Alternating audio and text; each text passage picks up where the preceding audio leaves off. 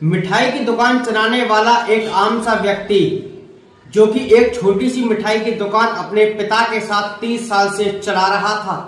30 साल एक दुकान में ही उन्हें मिठाई बेचते बेचते हो गए थे। दुकान छोटी थी, इसके कारण कुछ लोगों का उनके ऊपर कर्ज हो गया।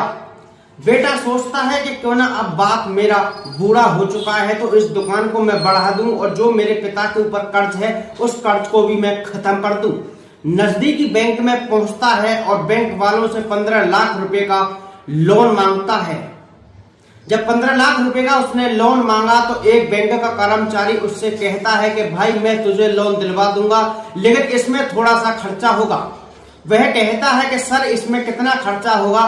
तो वह बैंक कर्मचारी मिठाई की दुकान चलाने वाला विजय कुमार से कहता है कि इसमें 1 लाख रुपए का जो है खर्चा होगा और तुम्हारे कुछ कागज लगेंगे। 1 हफ्ते के अंदर अंदर मैं तुम्हारा 15 लाख रुपए का लोन पास करा दूंगा। विजय कुमार सोचता है कि क्यों ना 1 लाख रुपए ने दे दिया जाए, जब हफ्ते भर में ये लोन मेरा पास करा देंगे। जो मेरे ऊपर 5 लाख रुपए का कर्ज है वह मैं सब लोगों को 5 लाख रुपए का कर्ज दे दूंगा और 10 लाख रुपए अपनी दुकान में लगा के दुकान को बड़ी करके और अच्छे पैसे कमाऊंगा। 1 लाख रुपए वह बैंक के कर्मचारी को दे देता है और 1 हफ्ते के बाद जब वह बैंक में पहुंचता है तो उसके साथ कुछ ऐसा होता है कि उसके पैरों तले जमीन खिसक जाती है। बैंक का कर्मचारी कहता है कि अभी 1 हफ्ता तुम्हें और लगेगा, जब बैंक का लोन तुम्हें दिया जाएगा। वह 1 हफ्ते के बाद पहुंचता है, फिर वह 1 महीने की डेट और दे देता है। फिर वह जब 1 महीने के बाद पहुंचता है तो उसके कागज उसके मुंह पे फेंक दिए जाते हैं और उससे कहा जाता है कि तुम्हारा सिविल अच्छा नहीं है, इसलिए बैंक तुम्हें लोन नहीं देगा। तो वह कहता है कि वह आम सा व्यक्ति, कम पढ़ा लिखा व्यक्ति था। वह कहता है कि सर जब मुझे लोन नहीं दिया जा रहा तो आप मेरे 1 लाख रुपए मुझे वापस कर दीजिए। तो वह कहता है कि तूने मुझे 1 लाख रुपए कब दिए, किसके सामने दिए और क्यों दिए? तो वह रोने के लिए लगता है, लेकिन बैंक कर्मचारियों ने उसे बैंक के बाहर फेंक दिया। जब वह दुकान पे लौट रहा था तो लौटते लौटते उसने कुछ ऐसा सोचा कि उसे ऐसा सोचना नहीं चाहिए था और ऐसा उसे करना भी नहीं चाहिए था। वह कुछ ऐसा सोचता है कि उसने 1 लाख रुपए की जगह 13 करोड़ रुपए बैंक से ले लिए। उसने सोचा कि क्यों ना अब बैंक को ही लूट लिया जाए और बैंक में से जितना पैसा है और सोना है सबको मैं लूट के ले जाऊं। वह अपने दिमाग में इस बात को पूरी तरह से सोच लेता है और 9 महीने तक वह तैयारी करता है। यूट्यूब पे नई नई वीडियो देखता है, मूवियों को देखता है, नई नई फिल्मों को देखता है जिसमें चोरी होती है। वह हर तरीका की फिल्म और अखबार की कटिंग, हर तरीके की न्यूज को देखता है और 9 महीने तक वह तैयारी करता है बैंक में चोरी करने की। फिर वह 6 लोगों की टीम बनाता है।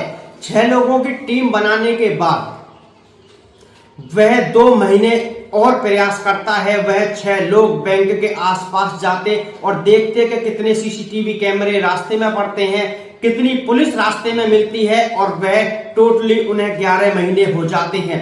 11 महीने तक वह तैयारी करते हैं। फिर 11 महीने के बाद वह बैंक में चोरी करते हैं। चोरी की प्लानिंग उन्होंने 25 अक्टूबर 2024 में बनाई थी और उन्होंने 26 और 27 को चोरी की थी, क्योंकि 25 अक्टूबर का जो था फ्राइडे था और 26 अक्टूबर का 4th सैटरडे था और संडे था। 2 दिन बैंक बंद होना था। 2 दिन बैंक बंद रहा। जब मंडे वाले दिन बैंक खुलता है, जब कर्मचारी बैंक में देखते हैं तो वह घुसते ही बैंक में छींकने लगते हैं और वह देखते हैं कि बैंक में चोरी हो गई है। जो लॉकर थे वह लॉकर पूरी तरह से तोड़ दिए गए हैं और उसमें से 27 किलो सोने की चोरी कर ली है। 27 किलो सोने और कुछ नकदी की बदमाशों ने चोरी करके वह मौके से फरार हो गए। सुनील कुमार यादव बैंक का कर्मचारी नजदीकी थाने में फोन करता है और पुलिस वालों से कहता है कि नेहरू रोड पर SBI बैंक जो है उसमें चोरी हो गई है भारी मात्रा में और आप जल्दी से आ जाइए। मौके पर पुलिस पहुंचती है। जब यह पूरी घटना प्रदेश में फैल गई तो DIG मौके पर पहुंचते हैं।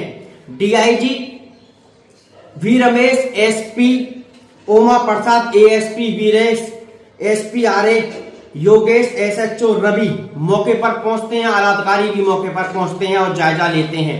जब मौके का उन्होंने मुआयना किया तो फोरेंसिक डिपार्टमेंट को भी बुलाया गया। जब फोरेंसिक टीम को बुलाया गया तो फोरेंसिक टीम कहती है कि ऐसा केस हमने पहली बार देखा है कि घटना स्थल पर एक भी सबूत चोरों ने नहीं छोड़ा। जब डॉग को बुलाया जाता है तो डॉग भी छींकने के लिए लगते हैं, क्योंकि जगह जगह मिर्ची का पाउडर पड़ा हुआ था, एक भी फिंगरप्रिंट नहीं थे, किसी भी प्रकार का सबूत वहां पे चोरों ने नहीं छोड़ा। पुलिस ने जनता से और बैंक के कर्मचारियों से बड़े बड़े वादे किए कि इस चोरी की घटना को हम मात्र 7 दिन में या 15 दिन में खोल देंगे, लेकिन 5 महीने बीत जाते हैं। 5 महीने तक पुलिस को कुछ नहीं मिलता। पुलिस सब बैंक के कर्मचारियों से पूछताछ करती है। सीसीटीवी कैमरे और डीवीआर मौके से गायब था। बैंक में अलार्म जो था वह पूरी तरह से खराब था। सिक्योरिटी गार्ड भी बैंक में नहीं था। बैंक के कर्मचारियों की लापरवाही के कारण बैंक में चोरी हुई। पुलिस ने कुछ बैंक के कर्मचारियों को गिरफ्तार किया, पूछताछ की, लेकिन फिर उन्हें छोड़ दिया। 50 किलोमीटर दूर तक वह सीसीटीवी कैमरे खंगालते रहे, लेकिन उन्हें कुछ नहीं मिला। फिर 5 महीने के बाद पुलिस के पास एक फोन पहुंचता है। मार्च 2025 में जब पुलिस के पास एक फोन पहुंचता है, और फोन तमिलनाडु से फोन पुलिस के पास पहुंचा था, और तमिलनाडु से जब फोन पुलिस के पास पहुंचा तो एक पड़ोसी कहता है कि सर मेरा नाम नहीं आना चाहिए, मैं आपको जो एक घटना बताने जा रहा हूं शायद आपकी मदद होगी। पुलिस वाले कहते हैं कि बताइए क्या पूरी घटना है। तो वह कहता है कि हमारे पड़ोस में रहने वाला आम सा एक व्यक्ति जो कि मिठाई की दुकान चलाता है, जिसका नाम विजय कुमार है, वह कुछ महीनों से इतना पैसा कमा रहा है कि उसने गांव में जमीन ले ली है, और जो भी लोग परेशान होता है तो वह उन्हें 1 लाख रुपए 2 लाख रुपए यूं ही दे देता है और कहता है कि आप अपना काम चलाइए। मुझ पे भी एक समय ऐसा आया था कि मुझे भी पैसे की जरूरत पड़ी थी और मुझे बैंक वालों ने 1 रुपया नहीं दिया। फिर मैंने ऐसा काम कर दिया कि अब मैं लोगों के लिए पैसा दे रहा हूं। लेकिन जो उसका पड़ोसी था उसे उसकी तरक्की से जलन होने लगी और वह पुलिस को सूचना देता है। मौके पर पुलिस आती है तो जब पुलिस देखती है कि उसने नए नए मकान बनाए हैं, कुछ जमीन खरीदी है, अपने रिश्तेदारों को भी मकान बना के दिए हैं। बहन की शादी उसने 10 साल पहले की थी। 10 साल के बाद उसने अपनी बहन को 25 लाख रुपए की एक गाड़ी भी दिलवाई है। पुलिस जब उससे पूछताछ करती है, सवाल उससे पूछे जाते हैं तो वह पूरी तरह से परेशान हो जाता है, नई नई कहानी बनाने के लिए लगता है, लेकिन पुलिस के सवालों के आगे वह पूरी तरह से पिघल जाता है और टूट जाता है। वह पुलिस को पूरी घटना बताता है। वह बताता है कि मार्च 2023 में मैं बैंक में गया था और मैंने 15 लाख रुपए का लोन मांगा, मेरे साथ बदतमीजी की गई और मेरे 1 लाख रुपए भी ठग लिए, मुझे लोन नहीं दिया गया और इसलिए मेरे पिताजी खत्म हो गए। 1 लाख रुपए की चोट लगने से उसका पिता खत्म हो गया। इसलिए विजय ने सोचा, कम पढ़ा लिखा व्यक्ति था विजय, उसने कहा पुलिस वालों से कि मैंने सोचा कि इस बैंक की ही चोरी की जाएगी, इस बैंक में से ही मैं लूट करूंगा। जो ये बैंक कर्मचारी मुझसे 1 लाख रुपए लिए हैं, मैं इनसे काफी रुपए की लूट कर लूंगा। उसने 13 करोड़ रुपए की सोने की चोरी की। 27 किलो उसने सोना चुराया था और कम से कम 2.5 से 3 करोड़ रुपए की उसने नकदी वहां से चुराई थी। उसने 6 लोगों को खड़ा किया। 9 महीने तक उसने वीडियो देख देख के उसने तैयारी की। फिर 2 महीने तक उसने जब अपनी टीम बनाई, विजय कुमार ने अपने भाई अजय कुमार को बुलाया, अपने जीजा परम आनंद को बुलाया, अपने दोस्त अभिषेक को बुलाया और एक अपने दोस्त मंजूनाथ को बुलाया और एक अपने दोस्त चंद्रशेखर को बुलाया।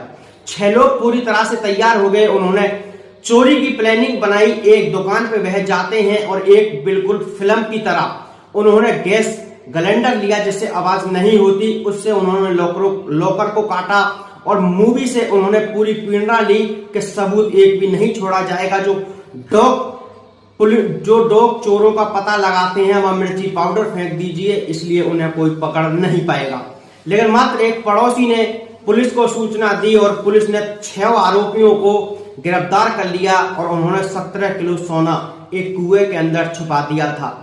विजय ने अपने दोस्त, अपने जीजा, अपने भाई से कहा कि जब हमें जरूरत होगी, जब इस कुएं के अंदर से हम सोना निकालेंगे, तुम्हें जो चाहिए वह मैं तुम्हें दूंगा, क्योंकि अगर हम सोने को कहीं बेचेंगे तो एकदम पकड़े जाएंगे।